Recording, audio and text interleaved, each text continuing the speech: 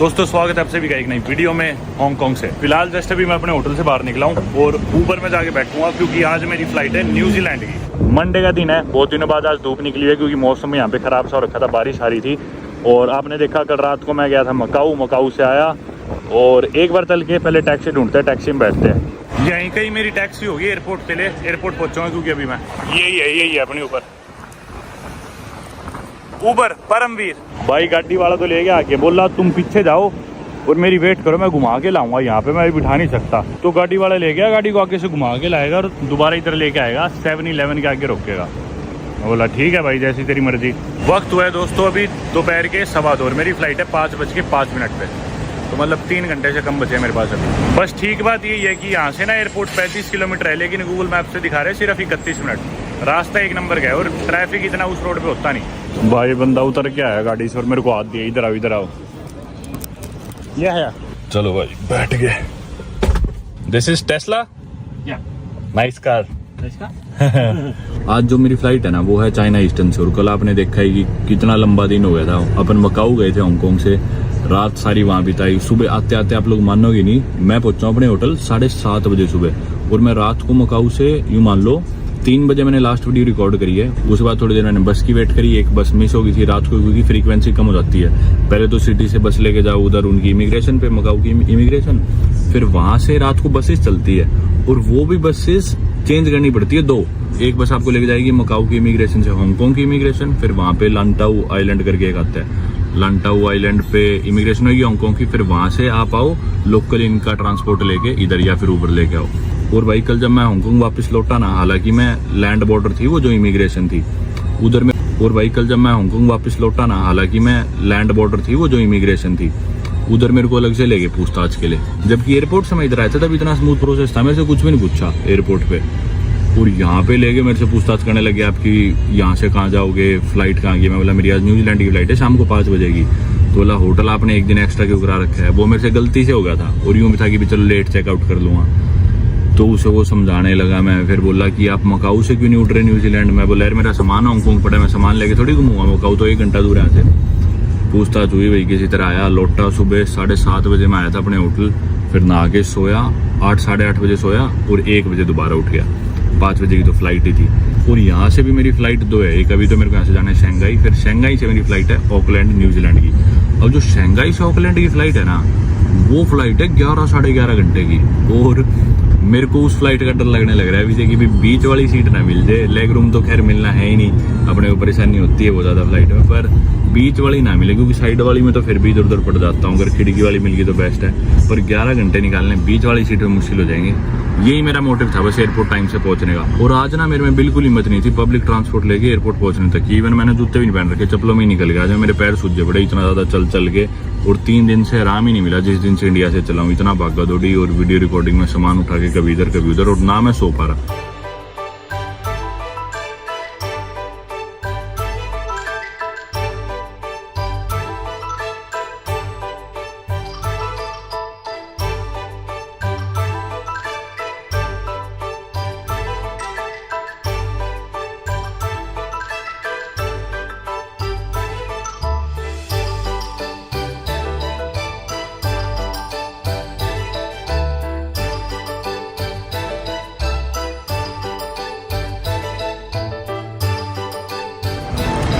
Trolley ले ली भाई मैंने आज भी। वक्त हुआ है 2:50।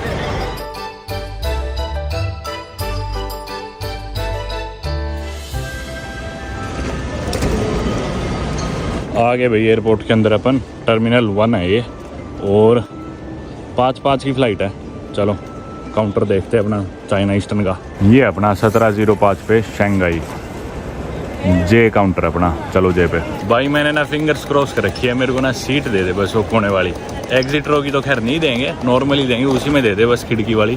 एग्जिट रो की सीट मैंने सोचा था कि भी खरीद लूँ क्या, पर भाई उसकी कीमत आ रही थी 10,000 अपने इंडिया के रुपए। तो मैंने सोचा छोड़ो यार, 11 घंटे की बात है, हो लेंगे दुखी, नॉर्मली दे दे बस खिड़की वाली, सफर टप जाएगा। और भाई जब मैं चला था ना, जिधर मैं रुका हुआ था जिस होटल में, वो इलाका ना मिनी इंडिया एक तरह से, और वो मैं आपको बताना भूल गया था। बिल्डिंग इतनी ऊंची ऊंची उस एरिया में, इतनी बड़ी बड़ी बिल्डिंग्स, और ना बिल्कुल ऐसे हूँ समझ लो संदूक के अंदर रहना पड़ता है। ऐसे ऐसे होटल, जैसे ऐसे कमरे थे, और बहुत महंगे हांगकांग जैसा मैंने बताया।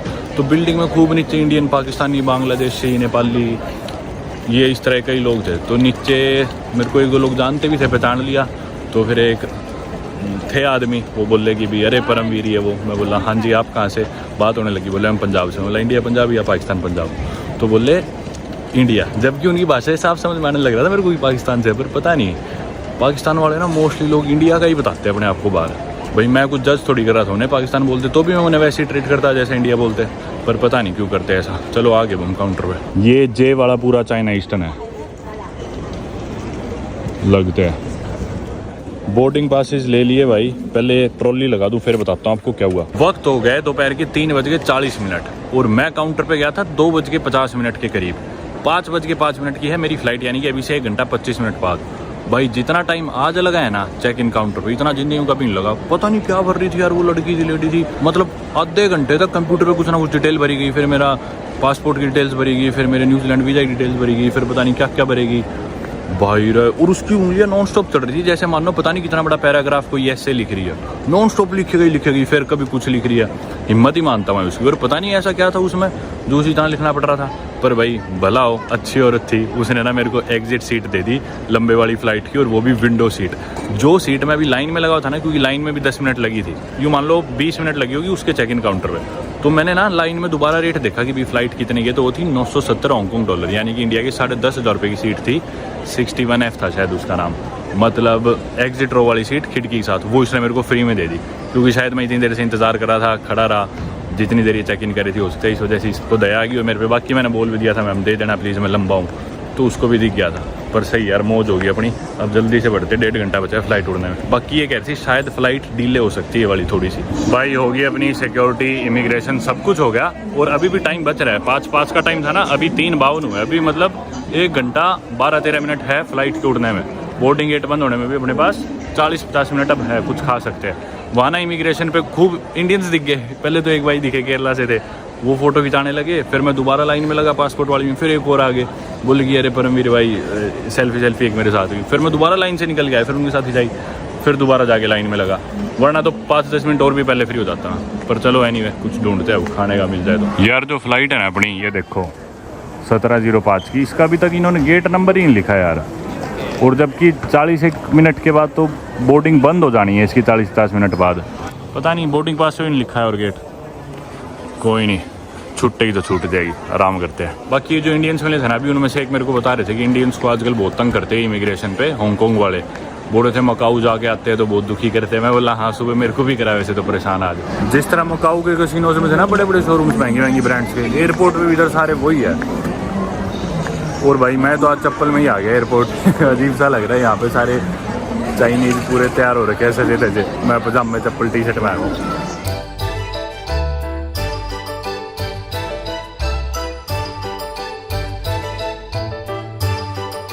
एयरपोर्ट तो क्या है यार, ये मॉल है पूरा, शॉपिंग कॉम्प्लेक्स, दुकानें हैं, कुछ खाने का तो मिलने ही लग रहा। आदमी मॉल में नहीं चला जाएगा शॉपिंग करनी हुई तो एयरपोर्ट पे यार कुछ रेस्टोरेंट तो दिखा दो कहाँ है, भूख लगने लग रही है, कुछ नहीं खाया ढंग से। वक्त हो गया 4:02, फ्लाइट उड़ने में 1 घंटा बचा और अभी भी गेट नंबर नहीं आया इधर लिखा हुआ अपनी फ्लाइट का, तो मेरे ख्याल से डिले होएगी। पर ये देखो आप, एक से जो 36 गेट है वो है यहाँ से 5 से 15 मिनट की वॉक, और जो 40 से 80 नंबर गेट है इसमें देखो आप 20 से 25 मिनट की वॉक। मतलब कितनी दूर है गेट सारे।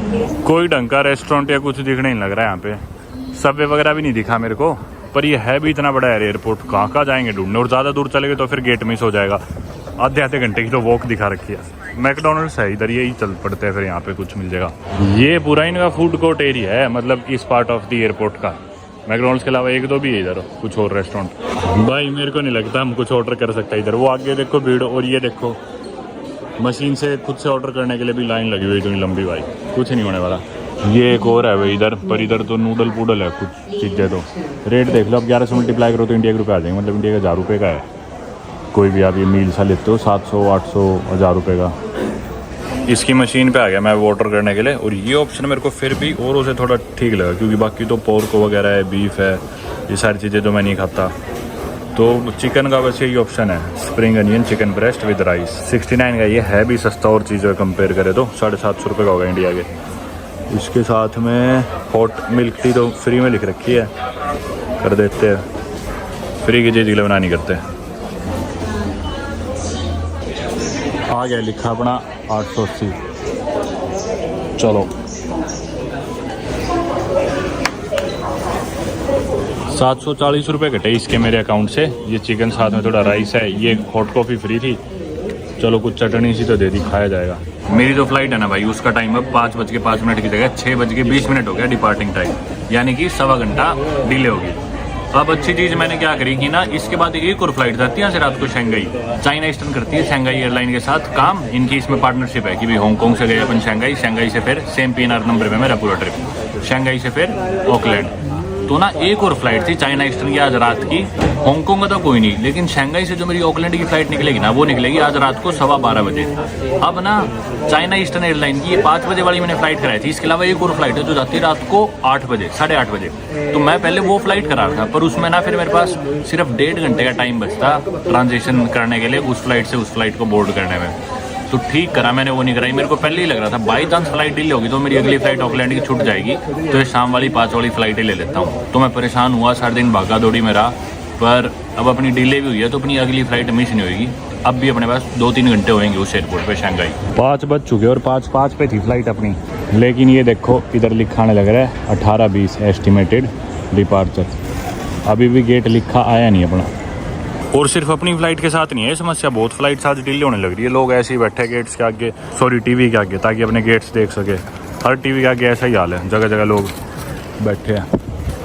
उस साइड भी देखो, मतलब जगह नहीं मिल रही तो नीचे कारपेट पे ही बैठ गए लोग। 5:30 हो गए, अभी तक कोई अपडेट नहीं फ्लाइट की।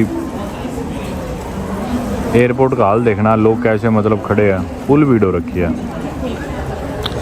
सब क्लूलेस है मेरे ख्याल से, सबकी फ्लाइट डिले हो रखी है।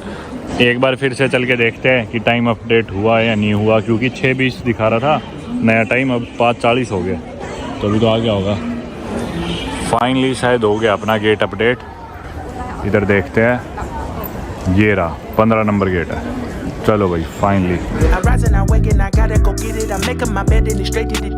भाई सही में बहुत दूर है इनके गेट्स, तो कितनी देर से चल रहा हूँ मैं और अभी भी निशान ही दिख रहा कहीं 20 का। आगे से उतरना भी पड़ेगा, 20 नहीं सॉरी 15 का। अब आगे लिखा हुआ है 13 से 22 इधर। बड़ा एयरपोर्ट है यार ये खूब।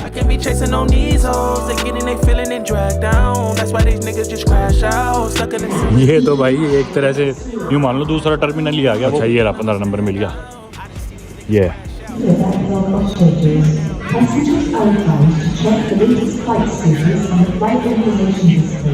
फाइनली अब चले भाई 6:20 पे। डिले होए बाद उड़नी थी फ्लाइट 6:20 पे और अभी 6:21 पे फाइनली बोर्डिंग गेट से फ्लाइट की तरफ जाने लग रहे हैं। भाई 1 घंटा खड़े रहे होंगे इधर लाइन में, पहले बुला लिया खड़े हो जो इकॉनमी वाले, खड़े रखा भाई। ये है फ्लाइट, अब पता नहीं कब उड़ेगी। उड़ते उड़ते मेरे ख्याल से इसे 6:50 हो ही जाएंगे, मुझे लग रहा है 6:50 या 7 भी बजे। कोई नहीं, चलो फिर भी टाइम है अपने पे।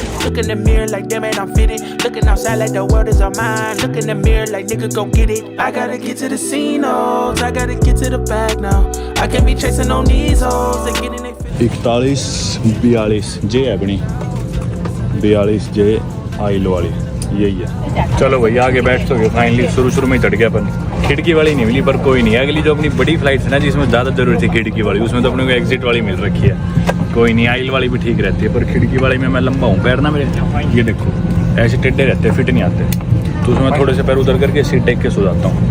और इधर मैं आइल में पैर करता हूँ तो लोग बिड़ाते हुए जाते हैं, कभी जो खाने का सामान आता है वो बिड़ाते हुए जाते हैं, कभी लोग क्रॉस करते हुए पैरों में बिड़ते हैं। बीच वाली तो सबसे ही गंदी सीट है, नरक है। तो ये बेस्ट है, ये नरक, ये एवरेज है, काम चल जाता है, पर ये 2-3 घंटे की फ्लाइट है, सही है। 6:50 से ऊपर हो गए भाई, और 5 बजे फ्लाइट चलनी थी। मुझे नहीं लगता 7 बजे से पहले यहाँ से हिलने वाली है। छोड़ो, अब जब भी उड़ेगी उड़ जाएगी, अपन तो भाई सोचते अब।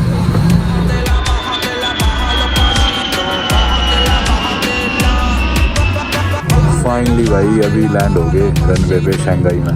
समय हो गया अभी 10:32, बाहर निकलते निकलते 10:40-45 हो जाएंगे, और 12 बजे मेरी अगली फ्लाइट है। खोल दो गेट यार, जल्दी पार करो।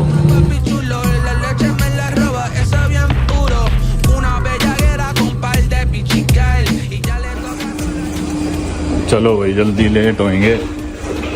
ब्लॉक करके खड़े यार लोग, इतनी देर से चल ही नहीं रहे, और ये चल भी इतना धीरे रहा है। साइड से चलते पैदल। ट्रांसफ़र है अपना, अगला गेट है मेरा G115। ये देखना भाई पीछे इस पे रेंगते हुए आने लग रही, इतनी धीरे चल रही है इनकी ये ट्रैवलेटर। बाकी भाई आ गए अपन शंघाई एयरपोर्ट पे। आपको पता है जो मेरी फ्लाइट थी हांगकांग से शंघाई की वो 5 बजे ही थी, 5:05 पे उड़नी थी, लेकिन डिले होगी वो 6:50 पे। आपने देखा कि मैं मुंह पे जैकेट डाल के सोने लग गया कि उड़ेगी जब उड़ जाएगी। मैंने सोचा 7 बजे उड़ जाएगी, लेकिन भाई 7:30 पौने 8 बजे तो वो जूस ले आए। फिर जूस के बाद उन्होंने खाना लगा दिया, फिर खाना भी खा लिया लोगों ने। 8 बज गए, 8 बजे के बाद फिर जूस वूस पिलाने लगे। निकलते निकलते भाई फ्लाइट उड़ी है 8:30 बजे। मतलब 8 बजे तो फ्लाइट को पहुंच जाना था शंघाई एयरपोर्ट, और 8 बजे तो वहाँ से उड़ी हांगकांग से। और अभी भाई 11 बजने वाले हैं और बोर्डिंग भी स्टार्ट होने वाली है मेरी नई फ्लाइट की। तो जल्दी से भागते हैं, एयरपोर्ट भी पता नहीं कितना बड़ा होगा। ये देखो अभी 22:55 हो गया, 10:55 और 12:15 की फ़्लाइट है। मेरे मन में एक डर ये और भी है कि भी क्या पता मैं तो पहुंच जाऊंगा फ्लाइट में, लेकिन ये बैग ना छोड़ दे मेरा। और हालांकि मैंने तो सेफ साइड पे ऐसी फ्लाइट कराई थी कि बाई चांस फ्लाइट डिले भी होती है तो भी मेरे पास एक्स्ट्रा बफर टाइम होएगा, सामान वामान मेरा नई फ्लाइट में चला जाए और मैं भी ट्रांसफ़र कर सकूँ। पर यहाँ से भाई आज उल्टे लग गए। चलो ट्रांसफ़र पे चलना अपने को। भाई नीचे मशीन लगी हुई थी, इन पे ना ऑटोमेटिक ही स्टैंप हो गया बोर्डिंग पास। पासपोर्ट डाला स्कैन करने के लिए, कोई इमिग्रेशन ऑफिसर नहीं था, कुछ नहीं था, इसमें डालते अपने आप हो गया सब। बताता हूँ अभी। ये है भाई अपना G115 पे जाना है गेट पे। सही है भाई, चलो फारिग तो जल्दी हो गए। 15 मिनट लगे होंगे, अभी 11:10 है। एक तो ना टेम्परेचर चेक सा था, मतलब वही मशीन से गुजरना था। अगर आपका टेम्परेचर कम या ज़्यादा होगा तो वो रोक लेते, पर जिनका नॉर्मल था निकलते जाओ। पहले वो हुआ, फिर उसके बाद वो मैंने बताया कि पासपोर्ट स्कैन करा मशीन पे, फिर उसके बाद बोर्डिंग पास स्कैन करा। अपने आप उसने बोर्डिंग पास पे एक स्टैम्प मार दी। इमिग्रेशन तो खैर होनी नहीं थी क्योंकि ट्रांसफ़र है, और वैसे भी शंघाई में अभी चाइना 24 घंटे के लिए वीज़ा फ्री है शायद ट्रांजिट में। तो 24 घंटे के लिए आप एयरपोर्ट से अगर ट्रांजिट करें तो वीज़ा भी नहीं चाहिए चाइना का। हालांकि मेरे पास चाइना का वीज़ा है सिंगल एंट्री, पर वो मैं बाद में यूज़ करूँगा, घूमने आऊँगा अगर थोड़े दिनों में। तो इनके गेट कन्फ्यूजिंग है थोड़े, ये जी वाले पता नहीं कहीं कहीं से रास्ते नहीं कट रहे इनके एकदम से। जल्दी हो गया सारा काम, सिक्योरिटी वगैरह। अरे भाई ये तो ट्रेन स्टेशन आ गया। जी के लिए तो ट्रेन लेके जाना पड़ेगा अपने को, इधर नहीं है गेट। वो भी मैं सोच रहा था अजीब सा कैसे है। ये वाली ट्रेन ज़्यादा अपने पास रहेगी, 100 से शुरू होंगे अपन, G100 से 115। तो ये ट्रेन 4.5 मिनट में आ रही है। वो वाली शायद वो जाएगी अपोजिट डायरेक्शन में, वो बड़े नंबर से स्टार्ट होगी G553 से स्टार्ट। यार अभी थोड़ी एक्साइटमेंट होनी शुरू हुई थी मेरे को फ्लाइट में कि भी न्यूजीलैंड जाने लग रहा हूँ फाइनली, क्योंकि इतना ट्रैवल करते हैं आजकल। वो पहले वाली एक्साइटमेंट तो होती नहीं किसी भी जगह जाने की, बस कुछ ही स्पेशल जगह है जिधर की अभी भी एक्साइटमेंट होती है। जो न्यूजीलैंड उनमें से एक था, और पहले जो था 2 फ्लाइटें बदलनी। अब जैसे नज़दीक आता जा रहा है तो एक्साइटमेंट सी हो रही थी मेरे को फ्लाइट में। बचपन में देखते थे यार न्यूजीलैंड की क्रिकेट टीम भी होती थी, और न्यूजीलैंड वाले मस्त भी लगते थे, उनकी ब्लैक सी ड्रेस होती थी। तो यूँ क्यूरियोसिटी सी होती थी भाई किधर है, और दुनिया के एकदम अलग ही कोने में है, बहुत ही डिस्कनेक्टेड सा है पूरी दुनिया से। तो थोड़ी एक्साइटमेंट हुई, पर अब तो मेरे को लग रहा है अभी भी रिस्क है अपने पास। टाइम इतना है नहीं, 3 मिनट बाद ट्रेन आएगी। अभी वक्त हो गया है 11:14। 11:20 तक चलेगी यहाँ से, पता नहीं 11:30 पौने 12, अपन 11:45 तक भी पहुँच जाए तो हो जाएगी बोर्ड, वरना पता नहीं। ये तो बाकी मैं आपको बताना ही भूल गया, रास्ते में ना एयरपोर्ट पे स्टिकर सा भी चिपकाए थे इन्होंने। इस पर लिखा है ट्रांस चाइना सर्विस, पता नहीं किस चीज़ के लिए।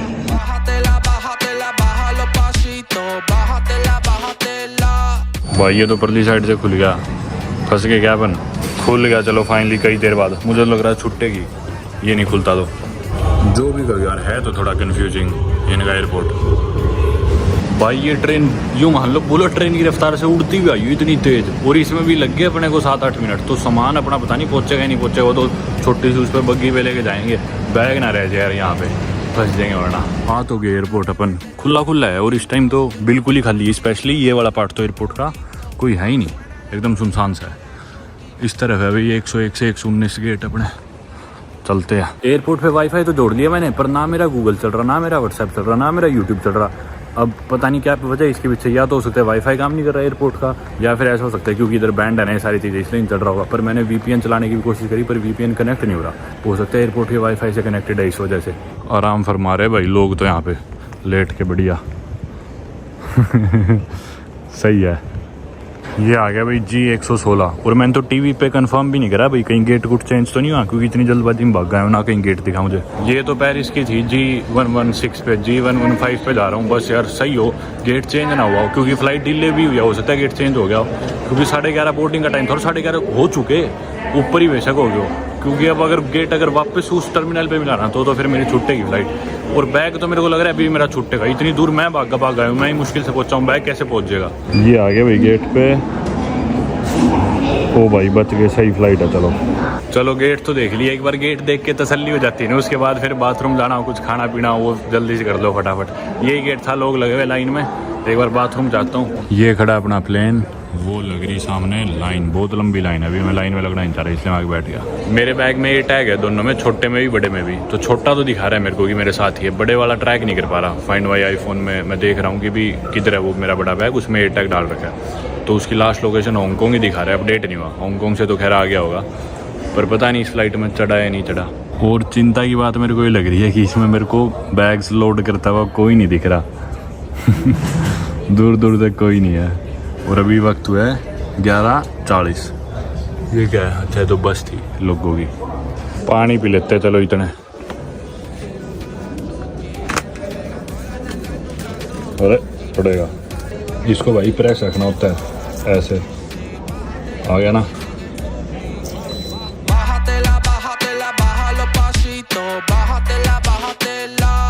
वाईफाई तो बिल्कुल बेकार था भाई, एयरपोर्ट का चल ही नहीं रहा था, बीच बीच में हल्का हल्का चल रहा था, ना के बराबर ही। चलो अब देखेंगे जो भी होगा। 61L है अपनी। आ गई भाई अपनी लाजवाब सीट, एक्स्ट्रा लेग रूम वाली, एग्जिट गेट के साथ। लेकिन खिड़की का तो धोखा हो गया, खिड़की तो है नहीं यहाँ पे, पीछे है खिड़की, खिड़की नहीं लग रही। 11-12 घंटे अब अगले इधर ही बिताने हैं। बैग पता नहीं आएगा ही नहीं आएगा, फालतू टेंशन नहीं लेते। अब फ़ोन फान रखता हूँ और अब सोचता हूँ, बहुत दिन हो गए सोए। 11-12 घंटे की फ़्लाइट है।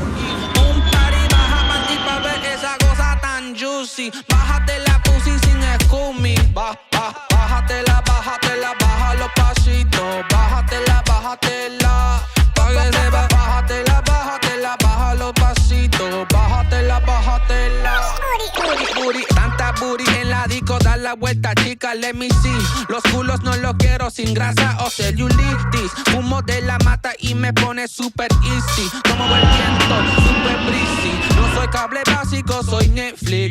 Tengo todos los canales y nunca da la exit. Tengo flow, tengo todas las cosas, sale bien guillao. I'm cooking up this beat like arroz con pollo guisao. पहुँच गए भाई, हो गए लैंड। और परेशान हो गया यार, बाहर निकलते हैं पहले तो एक बार।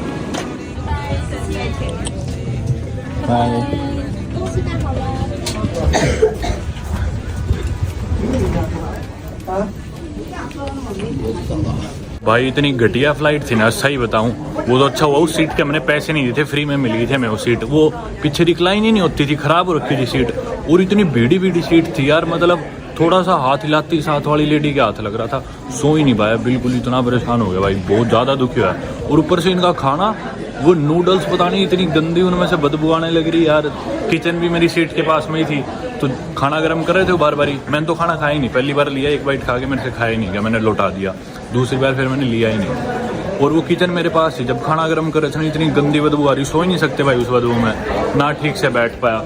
बहुत बेकार फ्लाइट थी यार, बहुत तंग हुआ है। वो तो चलो ठीक है, उस सीट के पैसे नहीं दिए थे हमने, पैसे दिए होते तो भाई इतना धोखा लगता ना भाई, 10,000 रुपये दे के भी इतनी गंदी सीट मिली। कोई नहीं, बस अब लैंड हो गए। बैग का भी नहीं पता कि भी आ गया है नहीं आया, एयर टैग लोकेशन अपडेट नहीं कर रहा।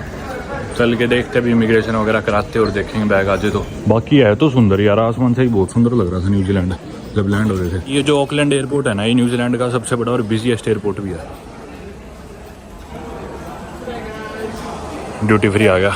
इन देशों की ई गेट है भाई, अपने को इसमें जाना पड़ेगा ऑल अदर पासपोर्ट में, लेकिन इंडियन पासपोर्ट नहीं दे रखा ई गेट में। इमिग्रेशन होगी अपनी, बैग देखते आया क्या। ये देखो भाई, इधर भी कुछ भी सैंडविच वैंडविच नहीं लेके आ सकते, अमेरिका की तरह ही है, बहुत ज़्यादा सख्ता ही है। अभी बैग आया नहीं अपना, मतलब फ्लाइट में किसी का भी नहीं आया अपना, तो शायद आए भी ना, देखते हैं।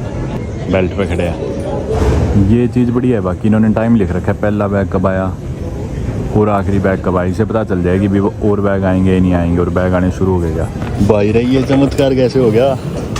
आगे बाहर लो भाई, सारी चीज़ें हो गई, अभी बताता हूँ। बैठने की जगह नहीं मिल रही यहाँ, बहुत थोड़ी जगह है बैठने की। बाहर ही चलते हैं एक बारी, यहाँ कहीं जगह देखते हैं बैठने की, फिर बात करता हूँ, फिर बताता हूँ आपको। दोबारा अंदर चल पड़ेंगे बाद में। पहले तो आप लोग इंटरनेट के रेट देख लो। यहाँ पे दुकानें थी, स्पार्क करके सिम कार्ड है, एक सिम कार्ड है यहाँ पे वोडाफोन का। ये जो रेट देख रहे हो ना आप, लेकिन स्क्रीन पे न्यूजीलैंड डॉलर में है, तो 51-52 से मोटा मोटी 50 से मल्टीप्लाई करोगे तो इंडिया के रुपये आ जाएंगे। इतने रुपये में इतना जीबी नेट मिल रहा है। मौसम मस्त हो रहा है। बाकी अभी तो टेम्परेचर है 17 डिग्री सेल्सियस, दिन का टाइम है, रात को शायद थोड़ी ठंड हो जाए। अब शुरू करते हैं भाई। मैं फ्लाइट से उतरा, भागा गया पहले इमिग्रेशन पे। मेरे को ना एक कन्फ्यूजन थी। ये देखो वीज़ा पे ना यूँ लिख रखा है कि 26 जून तक मैं ट्रैवल कर सकता हूँ न्यूजीलैंड, और 26 जून तक मेरा वीज़ा वैलिड है।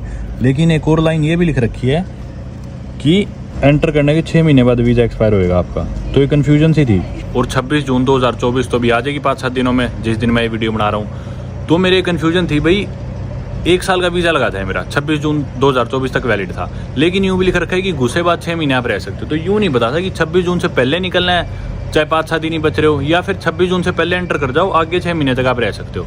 तो मेरी बारी आई इमिग्रेशन में, तो मैंने उस लेडी से वो सवाल पूछ लिया। वो खुद भी थोड़ी कन्फ्यूज सी होगी, लेकिन फिर उसने मेरे को बोला नहीं, आप 6 महीने रुक सकते हो, 26 जून से पहले आपको एंटर करना था, अब आप एंटर करके तो अब आप दिसंबर 2024 तक यहाँ रुक सकते हो न्यूजीलैंड। लेकिन एक बार बाहर चले गए तो दोबारा नहीं आ सकते 26 जून के बाद, क्योंकि मल्टीपल एंट्री है। लेकिन 26 जून के बाद वीज़ा आपका एक्सपायर हो जाएगा, आप एंटर नहीं कर सकते। एंटर करे बाद 26 जून से पहले करेंगे तो 6 महीना रह सकते हो। तो ये बात बढ़िया थी, क्योंकि यार इतनी दूर आया, दुनिया का बिल्कुल अलग कोना है न्यूजीलैंड। पहले अपन पैसिफिक आइलैंड्स आए थे, पैसिफिक के सारे देश कर लिए थे अपन ने, ये Tuvalu, Samoa, Nauru, Solomon Islands, Vanuatu, Papua New Guinea, जितने भी थे। लेकिन न्यूजीलैंड नहीं आया था। अब दोबारा हिम्मत मार के इतनी दूर आया, तो मैं सोच रहा था भाई एक बार में अच्छे से ट्रैवल कर ले, 5-7 दिन में तो क्या एक्सप्लोर होएगा। इमिग्रेशन होगी, उसके बाद आपको बता दूँ, ये ना अपनी बायो सिक्योरिटी को बहुत ज़्यादा स्ट्रिक्टली लेते हैं न्यूजीलैंड वाले, कि भाई आप कोई भी फ्रूट नहीं ला सकते, सैंडविच नहीं ला सकते, खाना पीना नहीं ला सकते, मतलब कोई भी ऐसा खाना या फिर कोई भी बीमारी ना आ जाए इनके देश में, नहीं डर लगता है, जिससे इनका जो लोकल फ्लोरा एंड फौना है वो खराब हो जाए, इनके लोकल जानवरों में कोई बीमारी लग जाए, या फिर इनकी जो लोकल पैदावार होती है वो खराब हो जाए। तो जो इनका कस्टम्स का फॉर्म था ना, वो भी इतना बड़ा था, आप स्क्रीन पे देख रहे हो, इतने सारे सवाल पूछ रखे, भाई कुछ ऐसा तो नहीं लाए, वो तो नहीं लाया आपके साथ, ये तो नहीं हुआ। और यूएस में होता है ऐसा, एक न्यूजीलैंड में होता देखा मैंने सुना ऑस्ट्रेलिया में भी ऐसा होता है। और इनके चक्रों में ऑस्ट्रेलिया न्यूजीलैंड के पास वाले जो और भी देश है ना पैसिफिक आइलैंड्स, छोटे छोटे देश है, उनमें तो कोई आता भी नहीं, वो भी उन्होंने ही फॉर्मेलिटी कर रखी है। पिछले साल आप गए थे, उनमें भी सब में ऐसे फॉर्म होते थे, पर ये बहुत स्ट्रिक्टली लेते हैं भाई। जगह जगह कुत्ते थे, सूंघने के लिए मशीनें थी, और फिर वो बार 2-3 जगह पर्चा दिखाना होता है। इतनी ज़्यादा तो शायद पहली बार हुई है मेरे साथ सिक्योरिटी, यूएस में भी नहीं होती इतनी जितनी इधर हुई है न्यूजीलैंड में। और ऑस्ट्रेलिया में आज तक गया नहीं, क्या पता इसके बाद चले जाए। पर भाई फिर एक आदमी आया कस्टम ऑफिसर, उसने मेरे से पूछा भाई कुछ है खाने का। मैं बोला हाँ मेरे पास कुछ प्रोटीन बार्स है एंड हैंडफुल ऑफ एलमंड्स। अब उसके समझ में नहीं आया एलमंड्स, मैं बोला एलमंड्स, बोला ओ आलमंड्स, वो इधर के एक्सेंट में बोला। फिर बोला कोई नहीं, you are good to go. और उसने मेरी पर्ची भी लिख दिया एक्सप्रेस लेन 19, बोला इस लाइन में चला जाइए। अब मेरा बैग आ गया भाई, कुदरती मेरे को तो यकीन नहीं हो रहा कि बैग मेरा पहुंच कैसे गया। मैं बैग बेल्ट पे गया और बैग जाते ही 5 मिनट के अंदर आ गया, यकीन नहीं होने लग रहा। मेरे को तो एक्सपेक्टेड था पूरा कि बैग नहीं आएगा और बिना बैग के रहना पड़ेगा, 1-2 दिन बाद ये चाइना एयरलाइन वाले पहुंचाएंगे। पर चलो ये चीज़ अच्छी हुई, बैग पहुंच गया। फिर मैं एक्सप्रेस, फिर कस्टम्स की लाइन थी उसमें मैं गया, मेरे पर्चे पे उसने लिख दिया था कस्टम ऑफिसर ने एक्सप्रेस लेन 19। उन्होंने मेरा पर्चा देखा और बोले जाओ जाओ सर, उसी टाइम निकल गया। बस 1-2 कुत्ते तो आए मेरे को सूंघने, पास से सूंघ के निकल गए। मेरे पास सिर्फ ये बैग थे, एक ये बड़ा पिट्ठू बैग, एक ये छोटा पिट्ठू बैग। तो बार बार कस्टम ऑफिसर पूछ रहे थे तुम्हारा कोई बैग रह गया क्या, कोई और बैग भी है तुम्हारा। उन्हें मतलब यूँ होता शख्सा कि भाई इतने से बैग लेके कौन आता है इतनी दूर दुनिया के इस कोने में, पर यही सामान था मेरा। तो फिर बोले ठीक है चलो निकल जाओ। अब बाहर निकल के मैं इधर बैठ गया एयरपोर्ट पे। यहाँ पे ना मैंने हॉस्टल करा लिया बुक ऑलरेडी, लाइलो ऑकलैंड करके है, ऑकलैंड के सेंटर में ही है, CBD बोलते हैं शायद उस इलाके को, जो सेंटर वाला इलाका है, उधर हॉस्टल जाएंगे। लेकिन पहले मैं किसका इंतज़ार कर रहा हूँ, एक और कोई इंसान आएंगे, उनके साथ मैं हॉस्टल जाऊँगा। और वो इंसान कौन है ये आपके लिए सरप्राइज आज, अभी आप देखना थोड़ी देर में। एक दोस्त मेरा ज्वाइन करेगा और मैं और मेरा दोस्त हम जाएंगे उस हॉस्टल में। एक चीज़ शेयर करना भूल गया कि ना, अगर आप कोई जूते हैं ना आपके बैग में पुराने, जो आप मान लो हाइकिंग के लिए यूज़ करे हो या फिर आपने कोई गेम खेलने के लिए, स्पोर्ट खेलने के लिए यूज़ करे हो मिट्टी में, वो जूते भी नहीं ला सकते यहाँ पे, मतलब वो डिक्लेयर करने होते हैं। और आपने शायद वीडियो भी देखी हुई, हरभजन सिंह इंडिया के जो क्रिकेटर थे, उनके जूते थे उसमें नीचे स्पाइक से मिट्टी फंसी हुई थी, तो उन्हें यहाँ पे एयरपोर्ट पे रुकवा लिया था। और उनकी काफ़ी बहस वहस भी हुई थी, ये वीडियो उस टाइम काफ़ी वायरल हुई थी। तो बहुत सख्त है भाई ये इन चीज़ों को लेके न्यूजीलैंड वाले। भाई इधर अराइवल्स पे बैठ के इंतज़ार कर रहा हूँ मैं अपने दोस्त का, आने वाला होगा। वो आ गया भाई दोस्त मेरा, सामने देख लो।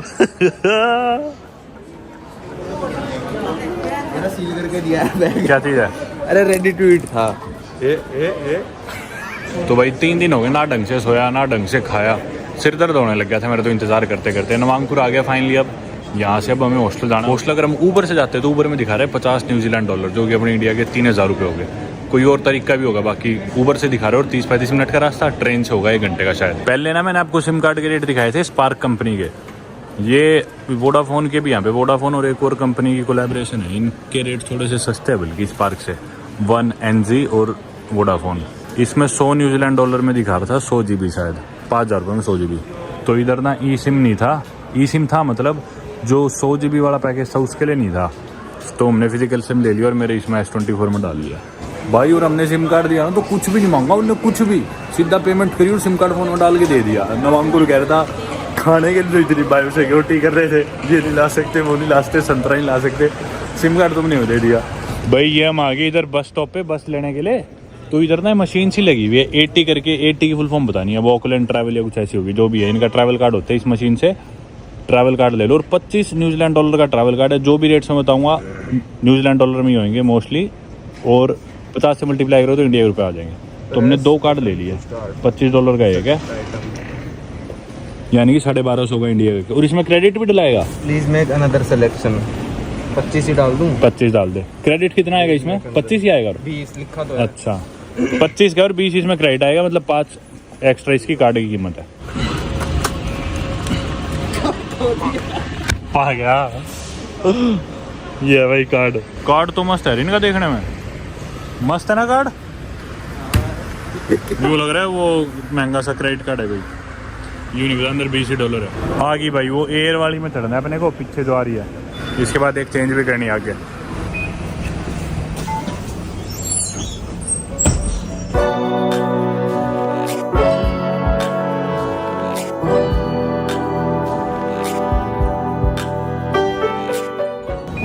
हाँ $2.5 ही मेरे कटे, सस्ता है घर तो। 120 रुपये इधर के हिसाब से।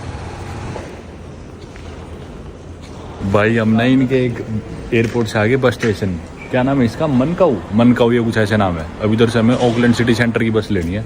7 भी नहीं बजे शाम के, और भाई इतना एकदम से सन्नाटा है, सब सुनसान, सब चीज़ें बंद हो चुकी। भाई ऐसा लग रहा है मानो रात के ना 1-2 बज रहे हो। सड़क पे भी हम एयरपोर्ट से आ रहे थे ना, सारी चीज़ें बंद भाई, सारी, मतलब इतने बड़े बड़े शोरूम उड़ा रखे लोगों ने, सब बंद पड़ा है, दुकानें शोरूम सब बंद। मतलब शाम के 6:15 बजे हम चले होंगे एयरपोर्ट से, और अभी यहाँ पे पहुँचे कुछ खुला ही नहीं है। अभी देखो सामने कोई कैफे से है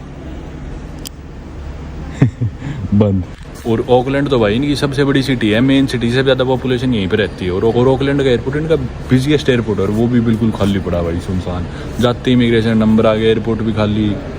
पता नहीं यार इतना खाली क्यों है। और मेन शहर ऐसा है, बाकी तो नहीं कैसा हो गया देश। भाई ये इनके मेन बस स्टेशन से में से, और हमें कोई मिल नहीं लग रहा जिससे हम पूछ ले भाई कौन सी बस पकड़े, कहाँ जाए। देखना कितना सुनसान है, कोई भी पूछे तो पूछे किससे। 7 भी नहीं बजे। अभी हम न्यूजीलैंड में, और मेरे लेफ्ट में सारे इंडियन है, मेरे राइट में भी इंडियन है। बहुत कंफ्यूजिंग है यार, कुछ नहीं मिल रहा। किसी से मुश्किल से पूछा तो उन्होंने बोला कि भी जाके ट्रेन ले लो, मेट्रो बोल रहे होंगे शायद। इनकी ना बात भी थोड़ी सी कम समझ में आती है। अभी इनकी एक्सेंट की आदत नहीं है, हर देश में ही होते हैं। अमेरिका भी जिस तरह पहली बार गया था तो उनके एक्सेंट की भी आदत नहीं थी, तो समझ में नहीं आता था। अब जैसे मैं एयरपोर्ट पर भी था तो मैंने खाना डिक्लेयर करा था, भाई बैग में क्या खाने की चीज़ है, तो बोला एलमंड्स है मेरे पास। बाद में बोला है, मैं बोला एलमंड्स, उसके समझ नहीं आई, फिर बोला ऑलमंड्स, मगा हाँ वो है।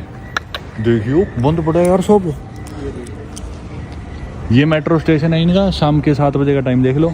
ये इनका है, मनाकाऊ इंस्टीट्यूट ऑफ टेक्नोलॉजी। ये इनका IIT है, अंदर है ट्रेन्स। पर भाई ये कैफे कूफे भी देख ले यार, 7 बजे बंद।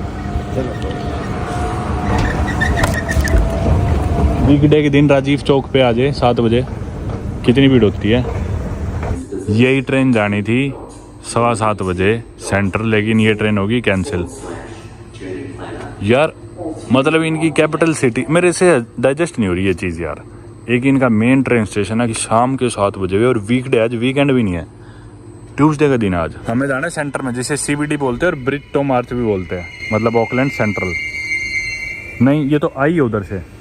अब यही देख इंडियन रेस्टोरेंट नियर मी, ये तो हम सेंटर में है भी नहीं, सेंटर तो यहाँ पे है। यहाँ देख कितने हैं हमारे सारे इंडियन रेस्टोरेंट। तंदूरी महल, अन्नाज Indian kitchen, spicy tadka, curry. बंद कब होएंगे भाई? पहले हॉस्टल जाके 10 बजे।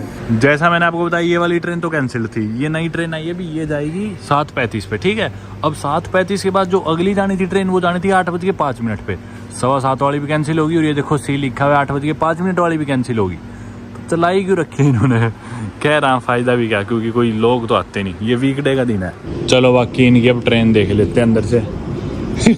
भाई मेरे को लग रहा है पूरी ट्रेन में कोई भी नहीं बैठा, हम ही है। भाई क्या सुनसान देश है यार। आप अपने दिल्ली में इमेजिन करो, शाम के 7 बजे किसी वीकडे पे, ट्यूसडे वाले दिन, कितनी भीड़ होती है। मेट्रो में खड़े हो जाना पड़ता है, और छुट्टी का टाइम होता है ऐसे 5-6-7 बजे। तो एक ये देख लो भाई, इनका न्यूजीलैंड की सबसे बड़ी सिटी के मेन स्टेशन, और वो भी वीकडे शाम के 7 बजे। भाई मुश्किल से कोई पैसेंजर आया, बिना अनाउंसमेंट हो रही थी कि भी टिकट लेके सफ़र करना, आपका कार्ड चेक करने के लिए आ सकते हैं। नवांकुर बोला सवारी 2 बैठी, उसके लिए 1 जना चेकिंग के लिए और भेज देंगे।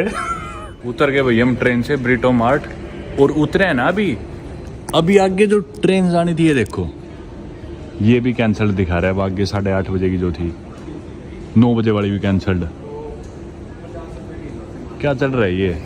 जिससे उतरे थे मुझ पे भी आउट ऑफ सर्विस लिखा गया भाई, पता नहीं नाम की है इनकी ट्रेन वगैरह, आधी तो कैंसिल ही रहती है। पर है तो मस्त यार ये स्टेशन, ये इनका सेंटर है, यूँ मान लो ऑकलैंड का सेंटर या CBD या ब्रिट वोट ऐसे कुछ नाम है इसका। भाई सारी एस्केलेटर चला रखी है, लिखा है देखियो, बैग के सिर पे रखेगा बंदा, ट्रॉली बैग होगा तो। और भाई देख तो सारी चला रखी है, 4 बंदों के लिए। बंदे में और तू 2 है और 4 एस्केलेटर चल रही है। न्यूजीलैंड फुटबॉल, इनके 11 जने पूरे हो जाते होंगे फुटबॉल के लिए। कीप लेफ्ट, क्यों भाई राइट में से कोई आ रहा है? लोग तो भी देख नहीं रहे। 3 कटे भाई। हाँ $5.5 $11 में दोनों पहुंच गए। अब उसका खाना खाएंगे हम, जो बचे हुए पैसे हैं। $2.5 बस के कटे, 2 हाँ, और $3 यहाँ। 5.5 न्यूजीलैंड डॉलर कटे। हम आ गए, सही है। $4 हो गए दोनों के। टैक्सी आ रही है 60 में। हाँ $4 खाना खा लेंगे। शाबाश, अभी ये तो मस्त एरिया। अभी तक तू बेइज्जती करते आ रहा था। पर यार ये जगह और किसी देश में होती ना, इधर जाम लगा होता। ये देख सुनसान है अभी। यार ये सड़क है ट्रेन स्टेशन से निकले बाद की, और अच्छी सड़क है यार, सुंदर है, बस हर चीज़ बंद है। और ट्रेन स्टेशन यार मैं आपको बाहर से थोड़ा दिखाना भूल गया, पर देखो सुंदर बहुत था यार, जो भी कहो बाहर से सुंदर था बहुत। कल दिखा देंगे दिन में, अच्छे से दिख जाएगा। और ये बिल्डिंग सुंदर है यार, ये पूरी जो भी रोड है ना, उस तरफ शोरूम है कुछ प्राडा डियोर वगैरह के, पर बंद है जैसे मैंने बताया हर चीज़ A to Z।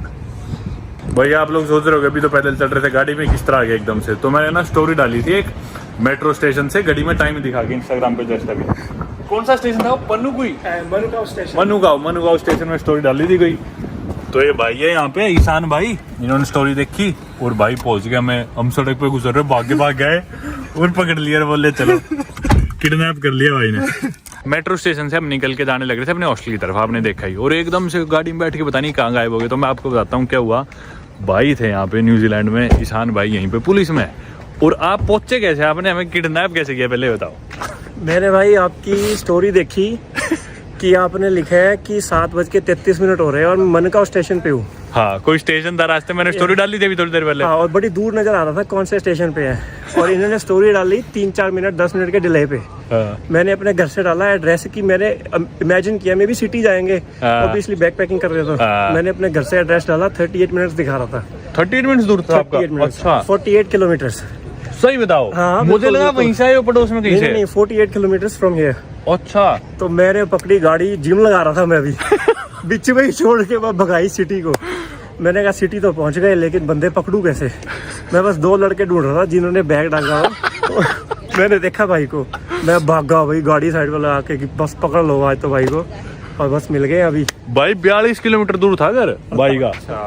बहुत दूर हो एकदम भाई वो जाके लाए, और हम सड़क पे हम पहुंच गए थे ऑलमोस्ट, जिधर हमने अकोमोडेशन बुक करा रखी थी वहीं पे रेस्टोरेंट से जिधर हमें खाना खाना था। 2-3 मिनट भी लेट होते तो फिर नहीं मिल पाते। भाई ने एकदम से टाइमिंग ऐसी मैच करी, पकड़ा और उठा के ले गए। अब ये यहाँ का इंडियन इलाका है क्या? यहाँ पे क्या नाम है इसका? सेंटरिंगम। ठीक है भाई, यहाँ चाय चुई पियेंगे। खाना खाएगा पहले चाय पिएगा, दोनों चीज कर लेंगे। ये आ गया अपने गोलगप्पे और दही पूरी, और साथ में इसमें चटनी वटनी जो भी है, छोले रोटी आ गई, एक सब्जी हो रहेगी मलाई कोफ्ता शायद, इसमें लस्सी आ गई। खाते हैं अब, खाना खा के मिलते हैं आपसे। चाय पीने आ गए भाई, 4 की है, 200 रुपये की, 300 रुपये की चाय अपनी डाल दी भाई ने चाय। वो भाई छोड़ गए थे हमें यहीं पे, ईशान भाई नवांकुर पहले आ गया, चेक इन कर रहे हैं। आगे भाई हॉस्टल में, लेकिन बेड दे दिया ऊपर का दोनों को। 100 यही है क्या? 105। ये कार्ड है वैसे, 105 इधर है। तो भाई ये वीडियो अपन यहीं तक रखते हैं, कमरे में घुसता हूँ, 10 बजे के बाद शोर नहीं कर सकते, तो अंदर लोग सो रहे होंगे, शायद लाइट भी बंद होगी। उम्मीद करता हूँ आपको सफ़र पसंद आएगा। बहुत थका हूँ, जाती सोऊंगा, बाय।